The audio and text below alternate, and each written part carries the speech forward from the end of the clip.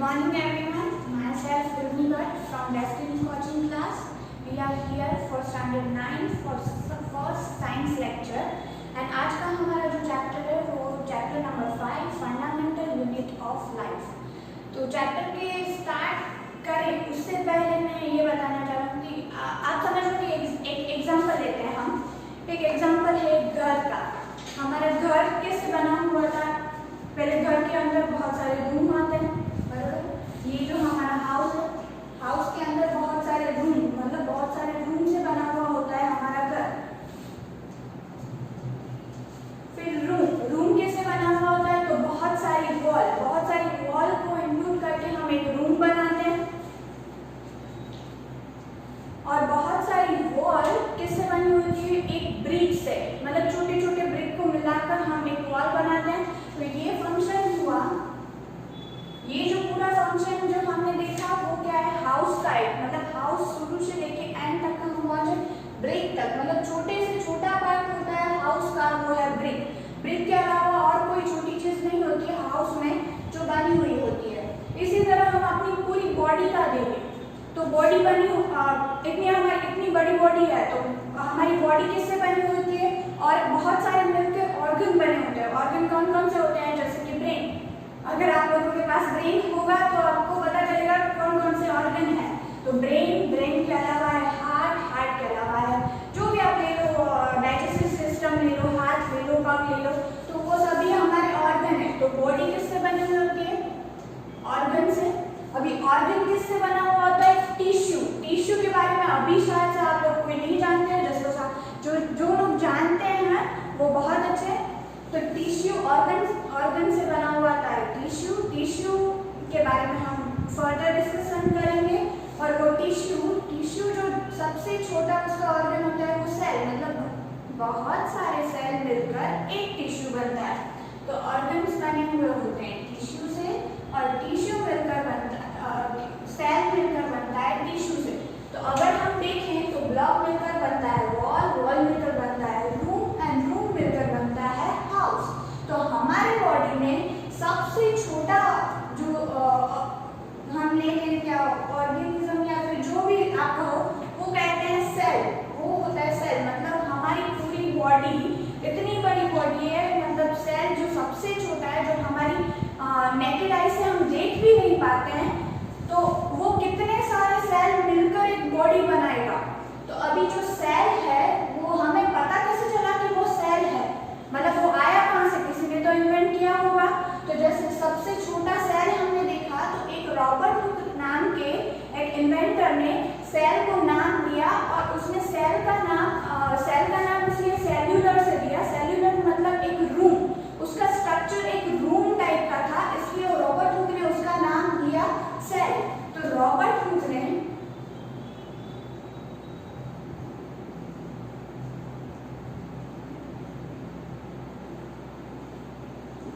इन 1665 में Robert Hooke ने cell को इन्वेंट किया, और उसने सिर्फ ऐसा बताया कि मैंने एक ऐसा स्ट्रक्चर, उसने खुद अपने माइक्रोसॉफ्ट उसने क्या किया कि एक छोटा सा कुछ भी स्लाइड सेक्शन ले लिया और उसके ऊपर एक वाटर की बूंद ले ली, और उसने अपने तरह से एक छोटा सा माइक्रोस्कोप बनाया और उसके अंदर ऐसा सेल जैसा कुछ रूम जैसा स्ट्रक्चर दिया और उसको सेल नाम दिया। तो अभी हम देखेंगे कि किसने क्या डिस्कवर किया है, मतलब किस वैज्ञानिक ने क्या डिस्कवर किया है। यहाँ पे फर्स्ट जो हमने देखा था रॉबर्ट हुक, उसने सेल को नाम दिया था, उसने सेल डिस्कवर किया था 1665 में सबसे पहले। फिर दूसरे जो वैज्ञानिक है उसने लेवेनकॉक, उसने 1674 में फ्री लिविंग सेल, उसके अंदर में भी फ्री लिविंग सेल को इन्वेंट किया था। फिर तीसरा है रॉबर्ट ब्राउन ने 1831 में न्यूक्लियर इन द सेल, मतलब सेल के अंदर के पार्ट को, अभी देखो सेल के बारे में बात हो गई, फ्री लिविंग सेल के बारे में बात हो गई, और उसके बाद जो होता है सेल का अंदर का पार्ट, उसका न्यूक्लियस के बारे में रॉबर्ट ब्राउन ने इन्वेंट किया था। और रॉबर्ट हुक और रॉबर्ट ब्राउन जनरली पूछे जाते हैं कि न्यूक्लियस किसने, सेल के अंदर के न्यूक्लियस किसने इन्वेंट किया, और सेल का नाम किसने इन्वेंट किया था। तो ये बहुत दो इम्पोर्टेंट है। फिर चौथा आता है पर्किंजे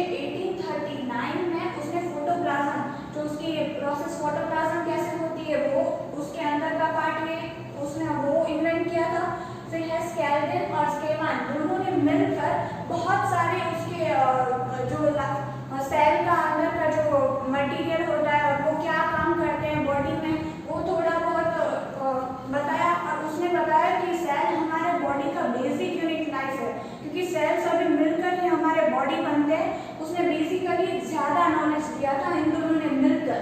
फिर है विर्चो, विर्चो ने 1855 में सेल थियरी, पूरी सेल थियरी मतलब सेल कैसे बनाया जाता है। फिर प्लांट में भी अलग अलग सेल होते हैं, मतलब सभी एनिमल्स, हम जैसे ह्यूमन बीइंग देख लो, एनिमल देख लो, दूसरे प्लांट देख लो, सभी सेल से बने हुए होते हैं और सभी सेल में अलग अलग टाइप के सेल्स होते हैं। तो वो सेल थियरी थोड़े बहुत आपके टेक्स्ट बुक में है, वो पढ़ लीजिएगा, उस सेल थियरी के बारे में भी बताया। और दूसरी बात हम देखेंगे कि अ सेल, तो सेल के बारे में हम डेफिनेशन देखें तो स्मॉलेस्ट यूनिट ऑफ लाइफ, मतलब हमारी पूरी बॉडी और जो हमारा पूरा लाइफ का जो स्ट्रक्चर है वो सेल के ऊपर बेसिकली बहुत डिपेंड करता है, इसलिए उसको स्मॉलेस्ट यूनिट ऑफ लाइफ भी बोल सकते हैं। और बिल्डिंग ब्लॉक ऑफ लाइफ, क्योंकि हमने ब्लॉक के साथ कंपेयर किया था, इसलिए बिल्डिंग ब्लॉक ऑफ लाइफ भी बोल सकते हैं, ऐसे याद भी रह सकता है आप लोगों को। और दूसरा कि सेल के बारे में अगर जो लोग स्टडी करते हैं ना, तो अलग अलग टाइप के स्टडी को अलग अलग नाम दिया जाता है। हमने सभी स्टडी के नाम दिए गए हैं। तो सेल के ऊपर कोई स्टडी करता है या फिर सेल के ऊपर स्टडी किया जाता है तो उसको सेल बायोलॉजी और साइटोलॉजी भी कहा जाता है। तो ये दो नाम हैं, जो ये सभी आप लोगों को बेसिक इन्फॉर्मेशन दी है जो आपके लिए हेल्पफुल है। मैं चाहती हूँ आप पोस्ट करके अपनी नोटबुक में उतार लें या फिर ऐसे कुछ ध्यान में रखें थोड़ा बहुत बस। अभी हमारा नेक्स्ट जो आता है वो है लिविंग ऑर्गेनिज्म मेड ऑफ। उसमें आप लोगों को एक एक्टिविटी टेक्स्ट में दिखाई गई है। उसमें बेसिकली एक्टिविटी मैं आपको अभी एक्सप्लेन कर दूंगी, पर जब आप लोग क्लासेस में आएंगे तब हम लाइव ये एग्जाम्पल आप लोगों को दिखाएंगे कि माइक्रोस्कोप में स्लाइड को देखा कैसे जाता है, या फिर कोई भी ऐसा जो नेकेड से हम देखते नहीं है उसको कैसे देखा जाता है। तो वो हम बाद में लाइव एग्जाम्पल देखेंगे, पर अभी बेसिकली फंक्शन में दिखा देती हूँ कि बता देती हूँ कि कैसे कैसे होता है और हम क्या करते हैं, तो आप लोगों को आइडिया आ जाए कि कैसे सेल को देखा जाता है और कैसे हम सेल को कैसे रॉबर्ट हुक ने सेल को इन्वेंट किया था। तो अभी तो हमारे पास बहुत इन्वेंटेड और बहुत सारे जनरेशन का माइक्रोस्कोप आ गया है, इसलिए हम माइक्रोस्कोप से बहुत सेल को अच्छी तरीके से फाइनली देख सकते हैं। तो बेसिकली प्रोसेस क्या होता है कि कोई भी आपका थीन सेक्शन, जैसे कि ऑनियन है तो ऑनियन का थीन सेक्शन आप ले लो, ऑनियन को पिल करो और उसके अंदर का उसका जो अंदर के पार्ट होता है, अंदर के पार्ट का आप थीन सेक्शन लो, उसको आप अपने हाथों से भी ले सकते हो, उसको किसी से भी निकाल सकते हो। उसके अलावा ऑनियन के अलावा दूसरा भी ऐसा होता है जो हमारी चिक होते हैं, चिक के अंदर की स्किन होती है, जो इसके अंदर की स्किन होती है उसको भी थोड़ा सा पिल करके ले सकते हो, आपको कोई भी हार्म नहीं होगा और बहुत अच्छे से निकल जाएगी। तो वो दोनों में से एक को ले लो और फिर उसको एक कवर स्लिप जैसा आता है, मैं आपको ड्रॉ करके दिखाती हूँ, एक ऐसा ग्लास का कवर स्लिप जैसा आता है और ऐसा ग्लास का कवर स्लिप आता है। समझ लो कि हमने ऑनियन का पिल निकाल के थोड़ा सा स्किन सेक्शन लिया है, उसको हम यहाँ पे रख रहे हैं और ये ऑनियन का एक थीन सेक्शन है, उसको मैंने ले लिया है और उसको कवर स्लिप में डाल दिया है।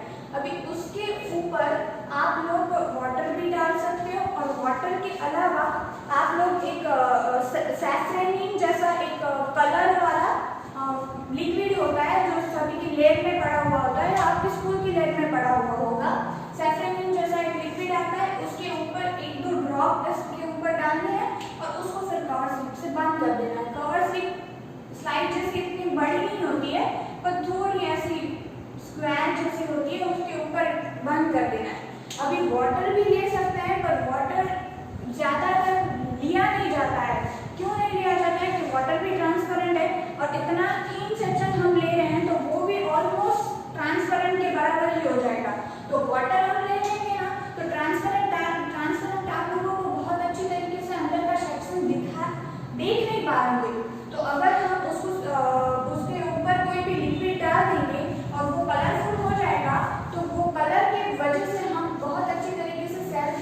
पाएंगे। इसलिए कवर स्लिप डाला, कवर स्लिप डालते वक्त हमें ध्यान वो रखना चाहिए कि उसके ऊपर बबल ना आए। वो हम बाद में देख लेंगे जब हम लाइवली एग्जाम्पल करेंगे तब। तो अभी बेसिकली हमारी स्लिप ये कवर स्लिप तैयार हो गई है, पूरा सेक्शन तैयार हो गया है। उसको माइक्रोस्कोप के अंदर डालना है, माइक्रोस्कोप के अंदर हम देखेंगे तो ऐसे आप लोगों को इस तरीके के स्ट्रक्चर, हेक्सागोनल स्ट्रक्चर दिखाई देंगे।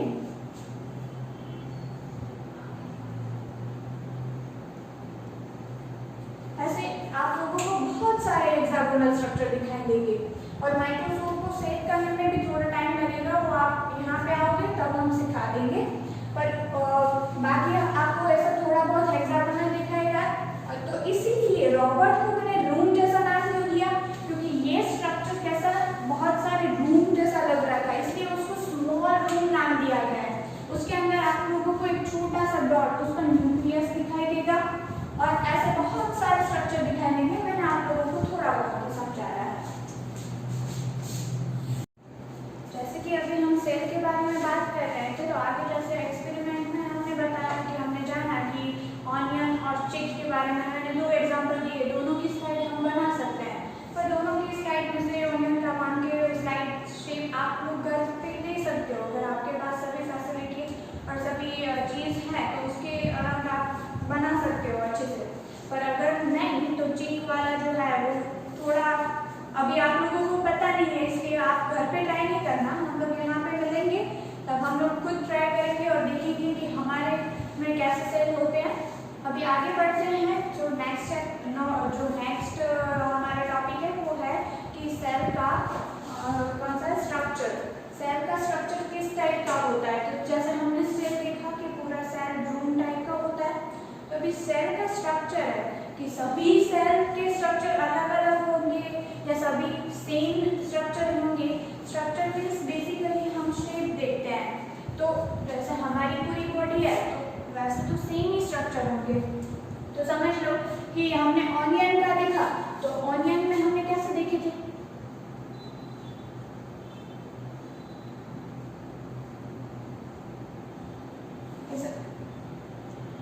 मतलब कोई भी शेप का आपको, आप अगर ऑनियन का देखेंगे तो कोई भी शेप का आप लोगों को दिखाई देगा।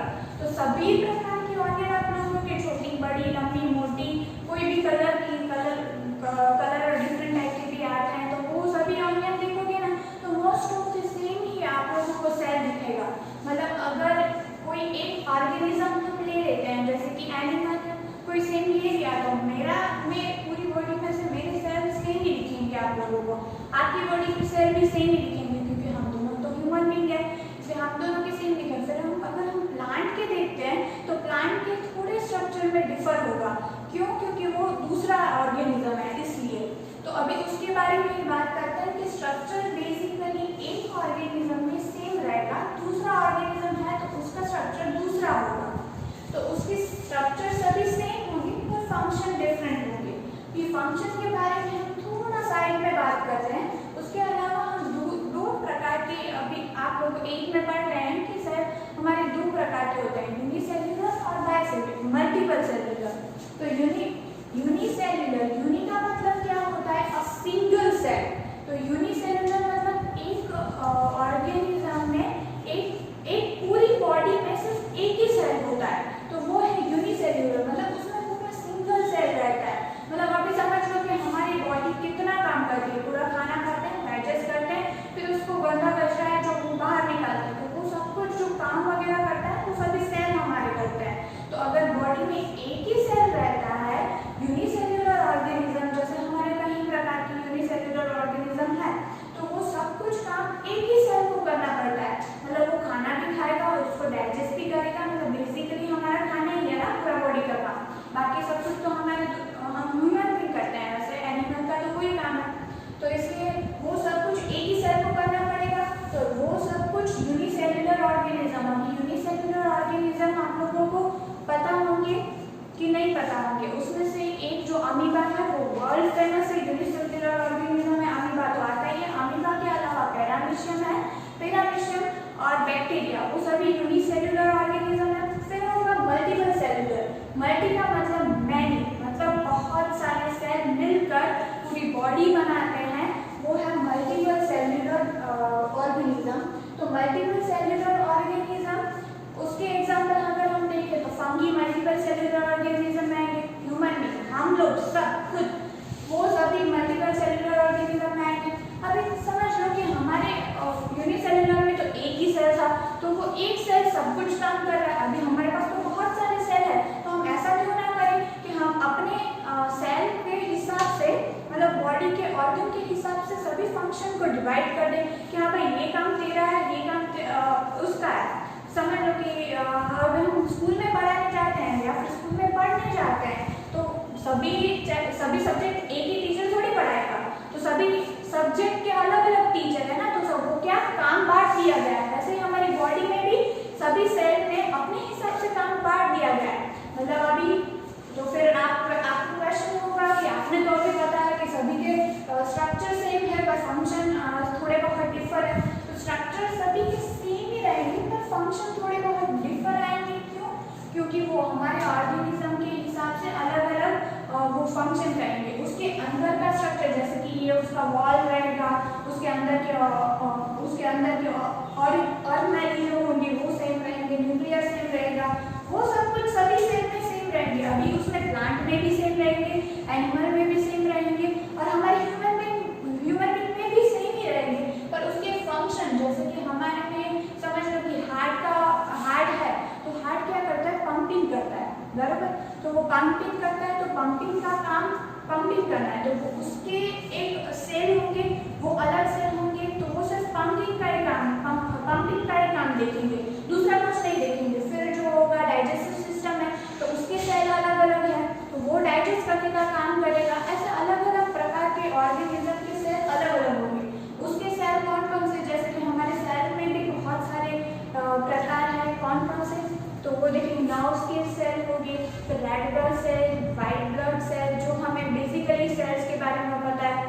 फिर आ जाएगा हमारा कौन सा है, बोन के सेल होंगे। तो वो सब कुछ वो सभी सेल के अलग अलग नाम भी हमने दे दिए हैं क्योंकि उन लोगों के फंक्शन ही अलग है, इसलिए सभी में अलग अलग शेप, और उसका शेप भी अलग अलग, मतलब उसका स्ट्रक्चर भी थोड़ा बहुत डिफर आएगा। मल्टीपल सेल्युलर ऑर्गेनिज्म में अभी उसका स्ट्रक्चर अलग अलग क्यों है, क्योंकि उसका स्ट्रक्चर के हिसाब से उसको काम दिया गया है, इसलिए। अभी समझ लो कि ये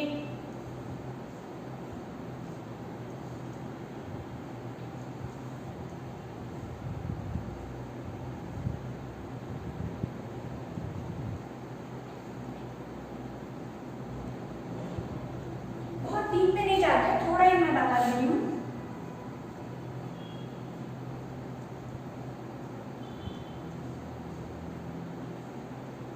ये जो है हमारा नर्व सेल है, वो क्या करता है, हमारे बॉडी के जो भी बोलते हैं ना करंट, मतलब हम क्या सोच रहे हैं वो सब कुछ डेटा ट्रांसफर करने का काम माइंड तक, मतलब डेटा ट्रांसफर करता है, उसका काम ही है, बस दूसरा कुछ नहीं करेगा। मैं जो डेटा दे रही हूँ, जैसे कि मुझे पैर में चोट लग गई, अभी समझ लो कि मुझे नीचे पैर में चोट लगी है, तो नीचे पैर में चोट लगी, कि मुझे कैसे पता नीचे पैर में चोट लगी, मतलब दिमाग पूरा प्रोसेस करता है ना कि उसे पता चलता है।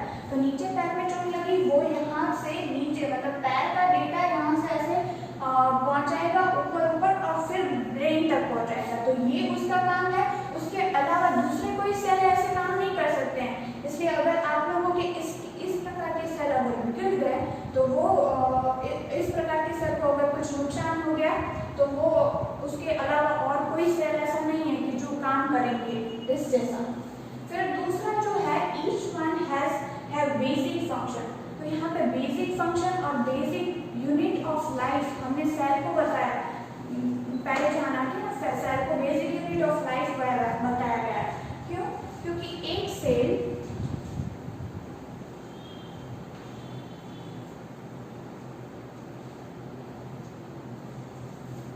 अभी एक सेल समझो कि हमारा बर्थ हुआ है, तो उसमें से पहले एक सेल था, ये पूरा एक सेल है, उस सेल को डिवाइड करके, मतलब उसको डिवाइड करके दो सेल बना, अभी वो दो सेल को डिवाइड करके 4 सेल बना,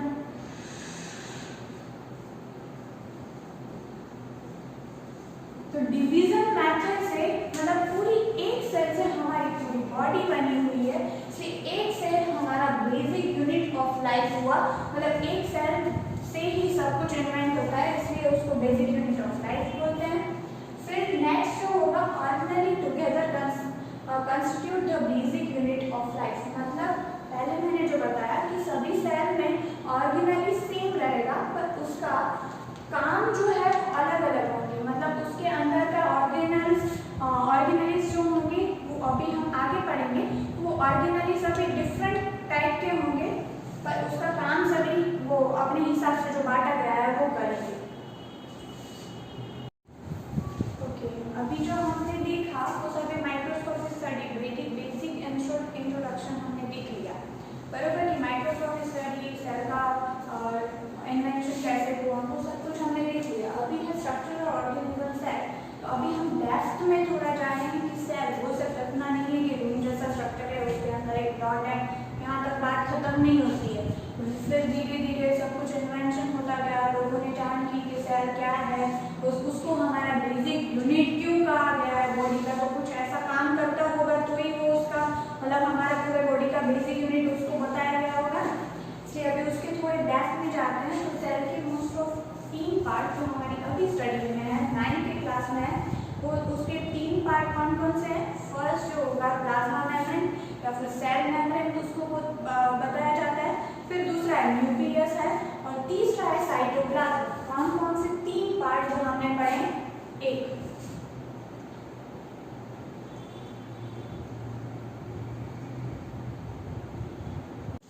सेकंड है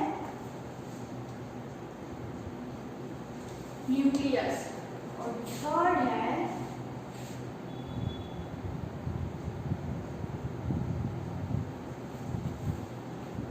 साइटोप्लाज्म। अभी आप बताएंगे ये चीज क्या है भाई, तो बेसिक बता देती हूँ कि प्लाज्मा मेम्ब्रेन से हमने देखा, बराबर ये जो है वो फर्स्ट है प्लाज्मा मेम्ब्रेन, फिर अंदर आता है सेकंड न्यूक्लियस। न्यूक्लियस मतलब सेंटर पॉइंट उसका, ये है हमारा न्यूक्लियस, बराबर। और साइटोप्लाज्म मतलब पूरा सेल ऐसे लिक्विड से घिरा हुआ होता है। उसके अलावा जो ऑर्गेनाइज बहुत सारी होती है पर 9th में नहीं है, तो उसमें छोड़ जाने दो, अभी टेंशन की कोई बात नहीं। तो साइटोप्लाज्म मतलब उसके अंदर का जो लिक्विड होता है वो पूरा साइटोप्लाज्म। तो बस अभी तक हमें सिर्फ इतना करना है, फिर कल नेक्स्ट लेक्चर में हम देखेंगे कि प्लाज्मा मेम्ब्रेन क्या है, न्यूक्लियस क्या है और साइटोप्लाज्म क्या है, उसके फंक्शन सभी के अलग अलग है और वो एग्जाम में इसमें से कोई पूछा जाता है, इसलिए वो अगले वाला चैप्टर जो अगले वाला जो हमारा लेक्चर है वो बहुत इंपॉर्टेंट है, तो थोड़ा ध्यान से करिएगा। तब तक ये इंट्रोडक्शन जो हमने किया है वो थोड़ा रिवाइज कर लेते हैं। तो स्टार्टिंग से हमने क्या देखा कि जो फंडामेंटल यूनिट ऑफ लाइफ हमारा है वो सेल से स्टार्ट किया है। हमने सेल पूरा बॉडी बनाया, पूरा बॉडी हमारा बना हुआ है ऑर्गन से, ऑर्गन सभी मिलकर बना हुआ, टिश्यू सभी मिलकर बने हुए ऑर्गन से, और टिश्यू के बाद टिश्यू सभी मिलकर सेल से एक बने हुए होंगे। तो सबसे छोटा बेसिक यूनिट ऑफ लाइफ हमारा सेल है, उसका इन्वेंशन किसने किया था, रॉबर्ट हुक ने इन 1665। बाकी के आप थोड़ा वीडियो को बैक में जाके देखिए और दूसरे किसने क्या डिस्कवर किया है वो जानिए, और उसके अलावा वो थोड़े बहुत इतने इम्पोर्टेंट नहीं है, इसलिए क्विक रिवीजन में अभी नहीं देखते हैं। फिर बाद में हमने देखा था माइक्रोस्कोप में हमने ऑनियन की स्लाइड देखी, कवर स्लिप में कैसे बनाया था और वो स्लाइड कैसे देखी और हमारा सेल कैसे होता था वो बेसिक देखा। फिर स्ट्रक्चर, तो वो सभी का स्ट्रक्चर और जो हमारे लाइफ के हिसाब से मतलब ऑर्गेनिज्म के हिसाब से सभी सेल का स्ट्रक्चर सेम होता है, पर उसके फंक्शन अपनी बॉडी के हिसाब से मल्टीपल सेलुलर में उसके फंक्शन डिफर होते हैं। जैसे कि हार्ट अपना पंपिंग करता है तो फिर दूसरा काम कोई दूसरा करता है, तो वो सब कुछ अलग अलग। फिर मायोफिल होता है यूनिसेलुलर, यूनिसेलुलर में सिर्फ एक ही सेल होता है, जैसे अमीबा जैसे लोग, तो एक सेल से पूरा काम करना पड़ता है, तो यूनिसेलुलर सब कुछ काम करते हैं। फिर जो आएगा, फिर जो हमने देखा था वो है कि मल्टीपल सेलुलर ऑर्गेनिज्म है। ये मल्टीपल सेलुलर ऑर्गेनिज्म में अलग अलग प्रकार के सेल होते हैं, उसके थोड़े बहुत नाम मैंने बताए थे, उसमें से नाम के तो रेड ब्लड सेल्स, फिर वाइट ब्लड सेल्स, फिर बोन सेल्स, फिर दूसरे हमने कौन से मसल सेल्स वगैरह एक्सेट्रा बहुत सारे सेल्स हैं जो हमारे बॉडी में काम करते हैं, उसके बारे में और उसके फंक्शन के बारे में जाना। फिर थोड़ा बहुत उसमें था लेबर सेल्स। तो लेबर सेल्स यहाँ पे सेल को क्यों कहा गया है, तो लेबर सेल इसलिए कहा गया है क्योंकि वो अपने हिसाब से अपनी मेहनत से काम करते हैं और दूसरे अपनी हमारी बॉडी को प्रोटेक्ट करते हैं, इसलिए वहाँ पे लेबर सेल बताया गया है और उसके फंक्शन अलग अलग है वो बताया गया है। तो अब यहाँ तक का हमने पढ़ा था माइक्रोस्कोपिक ऑर्गेनिज्म में। और फिर हो गया सेल के बारे में, तो सेल के बारे में भी एक प्लाज्मा मेम्ब्रेन, उसको सेल मेम्ब्रेन भी कहा जाता है, दो नाम है उसके, प्लाज्मा मेम्ब्रेन और सेल मेम्ब्रेन। दूसरा है न्यूक्लियस और तीसरा है साइटोप्लाज्म, उसके बारे में हमने चर्चा की आज। तो आज हम यहीं तक रखते हैं, बाकी आप अभी ये लेक्चर की नोट्स मैं चाहती हूँ कि आप सब लोग अपने नोट्स में थोड़े बहुत शॉर्ट नोट में उतारें, तो आप लोगों को हेल्पफुल होगा और बार बार ये वीडियो देखकर आपका टाइम ज़ाया ना हो, इसलिए तो